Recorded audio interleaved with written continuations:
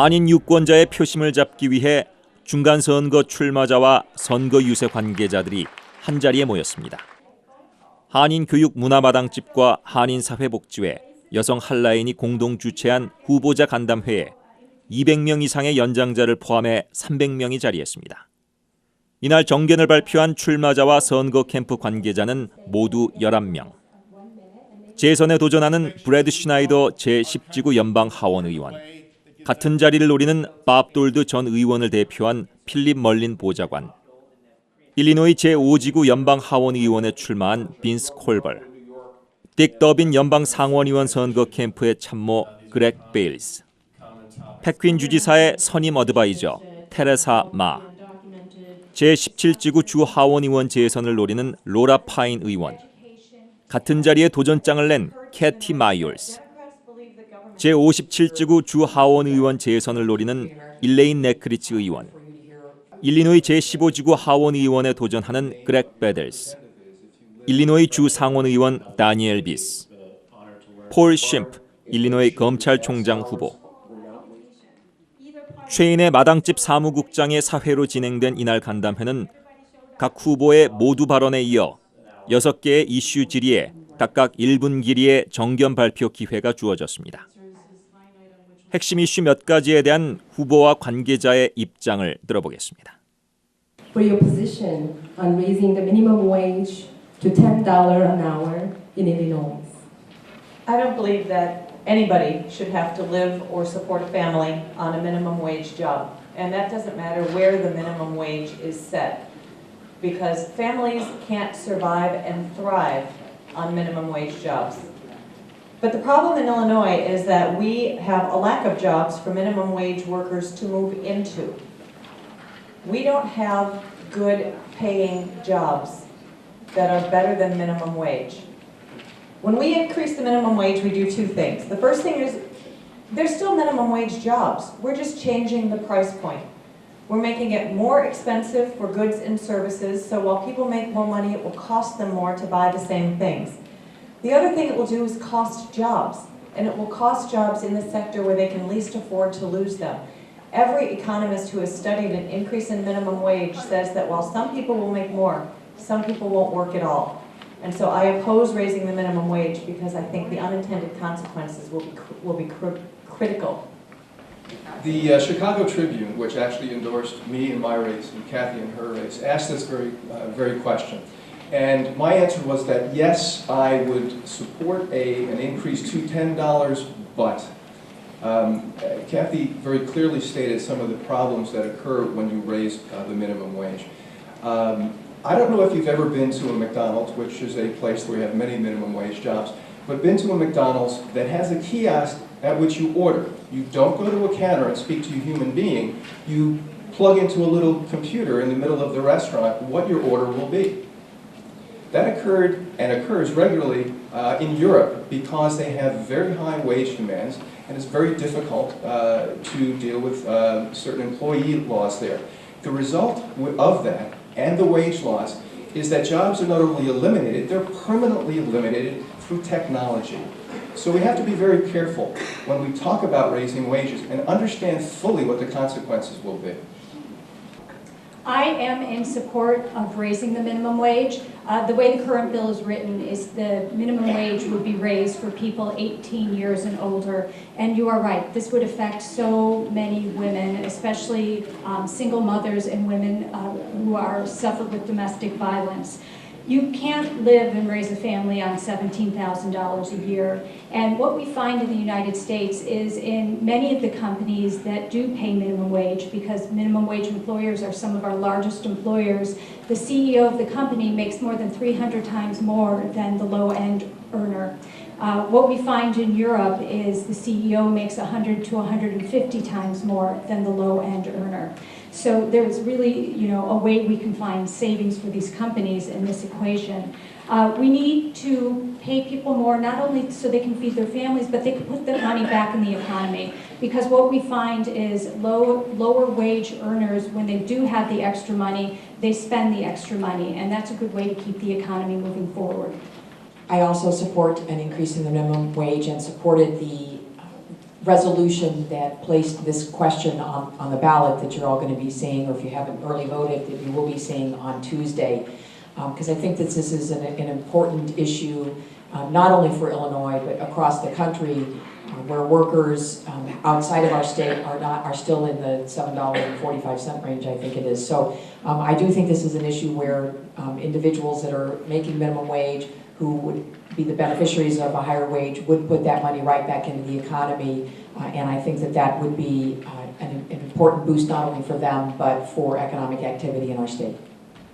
Within the state government, there are only a few Asian Americans who are in major leadership role.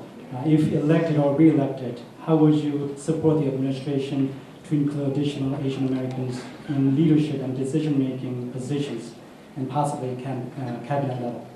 I believe that that the way that I can bring new people into Illinois government is because I'm not a political insider. I'm actually coming in from the outside as well.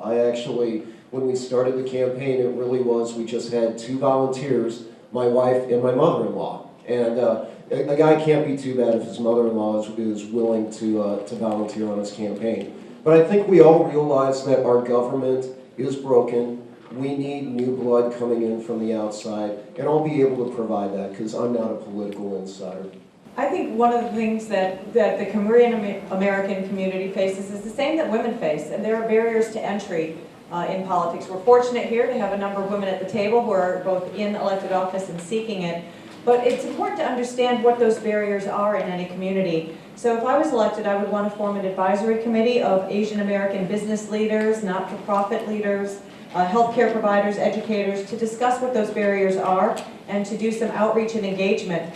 Because there's 2 pieces to getting Asians in government, and one of those is to be sure there's no discrimination in the process of getting them into government, but the other is to be sure that we're encouraging Asian Americans to run for office and to seek appointment to office, and understanding what's keeping that from happening is important. But I also would want to set up a leadership conference for our youth and for our children so that we can cultivate next generation leadership among our children and in our communities so that they too will not feel barriers to entry and will want to step up and participate. From the state representative level, how will you have a voice in your government? Well, I can tell you right now, if I'm elected to the 15th district, you will see a lot of me. I have every intention of being very active in the various communities within the 15th district.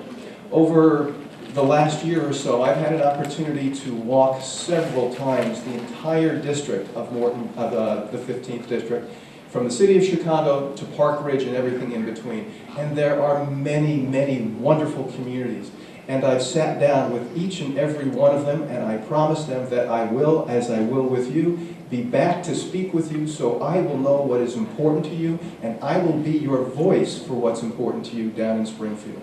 So one of the ways to increase the diversity of the governor's administration is to start as an already diverse administration. I have been helping the governor with appointments and suggestions for who to place in senior positions.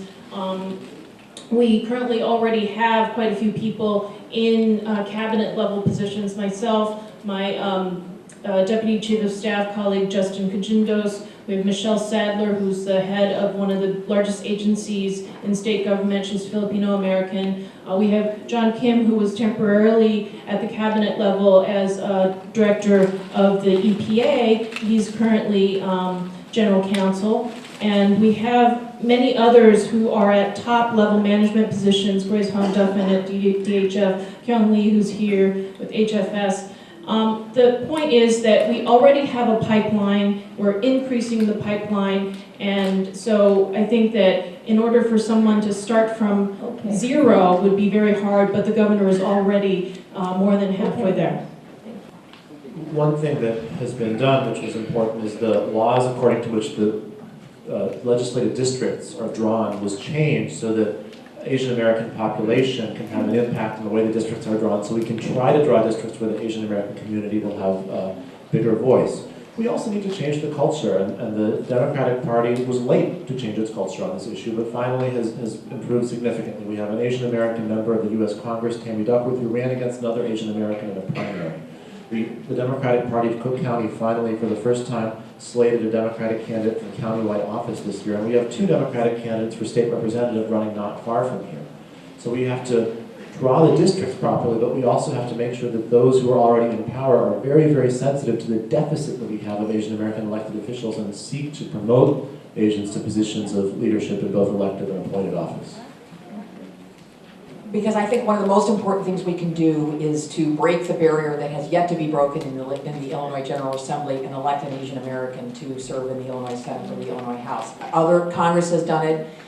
Other states have been much more forward on this, and I think it's time for Illinois to do that as well. In order to make that happen, though, we need a pipeline, and so which is why I've worked with the Asian community to try to get people into positions at the local elected level, local boards and commissions with the municipalities. Those are the places where we learn government and get known and get to know the process. So I think all of us have a responsibility to try to encourage people and members of the Asian American community to look at those positions, accept those positions, and then aspire for something a little higher. So this is a very important question, and it has to not only do with this community, but all minority communities and all women as well. And we need to see the number of representation in both the House and the Senate be reflective of the communities. And we don't see that now. We have programs like a group called IWIL, the Illinois Women's Institute for Leadership. And this is a group that will take 12 women from around the state every year, and it's always a very diverse group, to train women to say, this is what the political system is like. Is this something you would be interested in doing? And if you're interested, this is how you go about doing it. And this group has found success. We have actually Teresa Ma is a graduate of it. We have Sherry Bustos, who's a congresswoman in the part of the state closer to Iowa. Myself, I was a graduate of IWIL as well. So we need outside groups to really encourage women and minorities and all other groups to take the step and take the plunge and make a difference. Would you support the passage of the Illinois Trust Act? And what actions would you take to support undocumented immigrants in our community? I think I have a unique perspective up here. I don't know if any of the other candidates here can actually say they've been an immigrant or held a green card or something similar to it. I did. I lived in Europe for 3 years. I stood in line in an agency where the language I had to speak or I had to deal in was not English. In getting my green card, it was not English. In everything I did, it was not my first language. So I understand very well the challenges that are faced by somebody dealing in a society and in a language that's very different.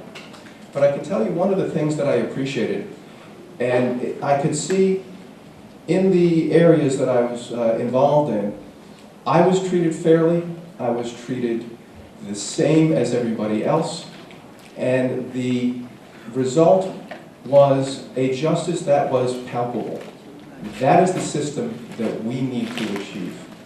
This question really resonated with me because I know that often the situation of the police working with immigration prevents people who are victims of abuse, and particularly domestic abuse, from calling the police for help when there has been a problem. I spent 18 years on the board of Prevent Child Abuse America, and I know that if we're calling the police, we've already failed. So organizations like Can Win and Prevent Child Abuse America want to get involved in communities to help prevent crimes from happening and to help be sure that we're providing resources to communities so that there's less need to call the police and worry about having the police in a home to help victims. These organizations do this better when the government gets out of the way. Yes, I would support a law that does not require police to call immigration services simply because they're responding to a call for help. But I think it's just as important to be sure the state gets out of the way of the organizations that can provide assistance to communities and help prevent these crimes before they occur. And we need to have an immigration policy that's going to make it very easy for people who want to come here and be free in the United States to be able to do so. However, at the same time, we do also need to obey the federal immigration laws. I don't support actions that are going to undermine or that are going to run contrary to what the federal immigration laws actually are. I do hope that we can actually make our immigration policy work, because we need an equitable and just solution. One of the benefits that I had being in the Marine Corps was actually seeing immigrants who were not yet American citizens serve in our armed forces. People that are willing to come here and make this country a better place need to be able to do so. We need to find a way to make that happen. So the Trust Act has been introduced in the Senate. I believe it's Senate Bill SB 1011. And this is a bill that we've talked about that's very important to the Asian American caucus, because we need to make sure that people are comfortable calling for help or when they do need services, and they need to be sure that their lives are going to be okay just because they do need help. So like I said, this bill has already been called in the Senate. I believe it's in the assignment committee right now, and it's a bill that I would support if it does come to the House. So I supported the driver's certificate legislation that allows those without green card or citizenship to obtain a driver's certificate. I also supported the Illinois DREAM Act, which allows students who have attended high school here to be able to get a scholarship for college, the scholarship being privately funded, even if they're undocumented. And I did that not because of the immigrant community necessarily, but I think it's better for our entire community when we do those things. It makes our street, the driver's certificate makes our streets safer, and we want students who go to school here and graduate from school here to be able to fulfill their dreams. And so I think that was an important legislation to pass. I feel the same way about the Trust Act, that this is about making our community safe, not ripping families apart, and making sure that people have the protection that they need. Yes, I support the Trust Act. It's the right thing to do, it's the humane thing to do, and I think we also need to acknowledge that being immigrant friendly is one of the best things we can do for our economy. Illinois under Governor Quinn has been one of the most immigrant friendly states in the country. You've heard about the steps we've taken, the passage of the Illinois DREAM Act, the passage of the driver's certificates for the undocumented. We stopped a private, for-profit detention center from being built in the south suburbs. That move we've made to be immigrant friendly has been good for the lives of immigrants and their families. It's been good for the diversity and the fabric of our state, and it's been good for our economy. And that question of whether we want to be so immigrant friendly is on the ballot this November, make no mistake about it. So the question of whether the governor supports the Trust Act, yes. And we are currently having meetings with advocates to see how we can help get this passed when legislature comes back into session. The governor doesn't think that families should be ripped apart, and in 2011 he tried to join 2 other states to opt out of secure communities, and that was an initiative that is the predecessor to the Trust Act, and the reason we have to pass the Trust Act because that was unsuccessful. But the governor has a record of supporting the Illinois DREAM Act for undocumented students, temporary visitor driver's licenses, and all kinds of programs. He is extremely supportive of the immigrant community, and that is something that is very different from our opponent. The governor has come out in support of comprehensive immigration reform and has advocated for it, whereas our opponent has been contributing money to candidates who support deportation and would have put people on the fast track for deportation. Thank you so much. 행사 후 뉴스매거진은 일리노이의 발목을 잡고 있는 연금 개혁과 재정난에 대해서 주 하원의원 선거 출마자들의 이야기를 들어봤습니다. Well, right now the pension bill is in the court system, so we really need to see what happens in the court before we make our next move. The way the pension bill was written is it's almost written into different segments. So the court can come back and tell us that one part of the bill is constitutional, but another part of the bill is not, and we'll be able to implement the parts of the bill that are found to be constitutional. That will help us to move forward when it does come to the pension. When it comes to the budget and the deficit, we have been very very responsible in our spending, and that a few years ago our unpaid bills were at $9.1 billion, and now I think the latest figure is we're at $3.9 billion, and at $3 billion we're on a 30-day cycle. So we have used that money responsibly to pay down our debt, and as soon as we can figure out where we're going with pensions, we'll really be able to move forward. Pension and Medicaid are the two biggest budget items we have, and if we don't reform those, then we are not going to solve our budget problem. I think we need to convert our pensions to defined contribution plans instead of defined benefits plans, so that we can start to stop the bleeding. Because right now we have a pension system that was set up when people worked until they were 57, they died when they were 67, and we were done. Now our communities live until their 80s, 90s, and the system wasn't set up to support that. So if we don't start addressing the pension system in a major way, we are never going to solve our budget problems. The biggest thing that we have to do is we have to change the structure of the benefit. Right now the benefit is structured, it's called a defined benefit program, meaning that whatever bill is run up by any of the pensioners, it has to be paid. The entire business world uses what's called a defined contribution type system, where the employer, in this case the state and ultimately the taxpayers, know exactly what they're going to pay every year for every employee. It's much easier to budget, it's much easier to plan, and with that you can control your costs because you're just making a set payment each year for every employee as opposed to whatever bill that employee may run up.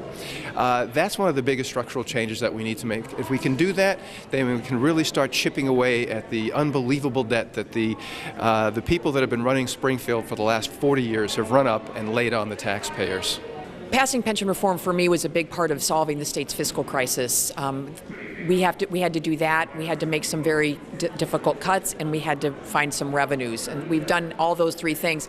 The pension reform issue right now is through the legislature, but there's a lawsuit pending, and that's before the courts. I think it will be a while yet before the Supreme Court tells us whether what we did will pass constitutional muster. I mean, in the meantime, we're going to have to continue to fight our way through our fiscal difficulties. 어제 열린 간담회는 다수의 후보자가 동석한 올해 한인사회에서 처음 열린 행사였습니다. 중간선거는 다음 주 화요일 11월 4일에 열립니다. 이에 앞서 마당집과 KA보이스의 조기 투표 행사가 내일 샴버그 도서관과 글렌뷰 시청에서 각각 열립니다. 조기 투표는 오는 일요일에 마감됩니다.